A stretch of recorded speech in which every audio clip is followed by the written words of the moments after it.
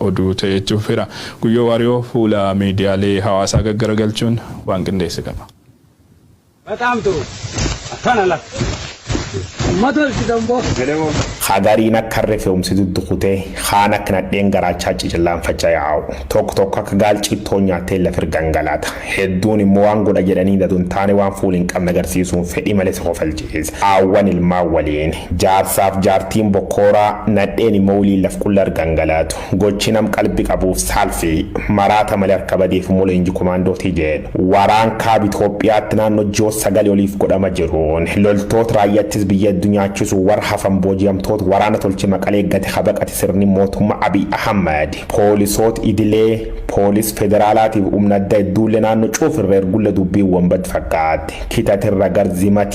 zimatiin ta'uu dinnaan qeessii sheekiif abbootii gadaa waraanaa taffeere seena biyya addunyaa irratti abbootii gadaa qeessii yookaan sheekii waraan labsan jaba jechuun kan uumamsiis sirni murnoo pidiyoo bilisiginnaa uummata bal'aa waraanaaf itti fayyadamu irratti argama biyyittii Itoophiyaa paartiin immoo badhaadheen bulchaan isaanii badhaafama noobilii nageenyaati garuu badhaadhinna chuuti namni kararra wal argullee naga bulteef naga walte caala qawwee yoo kadhatetti gammad ijjeesi barbadees dhabamsiisiif awwaaliin jechoota baay'ee jaalatamuuf mata duree miidiyaalee Itoophiyaa eegitaanii waggoota lakkoofsisuu jira agan caala dubbisanti dheeressuu malle waa'ee leenjii gaachan sirna dubbachuu jira gaachan sirna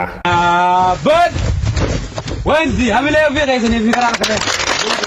takka waraanni maandana uffata naqalee gaddeebi'u sirni tokko poolisii mataa ofii qaba raayyaattis biyya qaba humna addaallee qaba milishaalleen koomisaati huncuftee siyaati hawwaniif ijoolleen jaarsaaf jaartii duddiqitaan sila gaafii uummata Itoophiyaa ta'uu malti namni gaafat kadhabamuuti malee deebiin garuu salphoo biyya yookaan gammoojjii Tigraay gaafachuu dandeetu. Crowds of residents in Mekele, the Tigrayan capital, have rushed to see thousands of Ethiopian government soldiers paraded by their captors. Akka saayinsii waraanaatti ulaaga leenjifamtootaatiif bu'uura seeraa dubartii ulfaa daa'imman hawwaniif jaarolee gadaamojjii tamata buufatu duula qopheessuu yakka ta'u seerri waraanaa ifan lafaa taatullee garuu kutaalee Oromiyaa hunda keessan namni leenjitan hin fudhatin bakka tokko murtii raaba gadaatiin loon irra qalaan warra kaan immoo shani jedhanii farraaju kanaaf carraan jira akkasitti umri malee burraaqu taatee jechuu miidiyaaleen hawaasaa harmirran maal jedhanii muummeeffan gochi ceera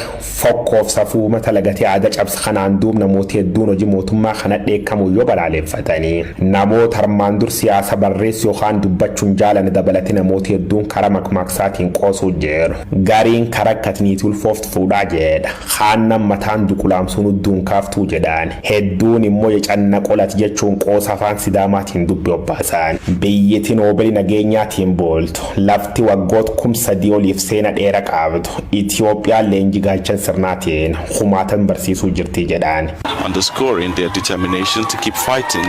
until the region's pre-war borders are restored.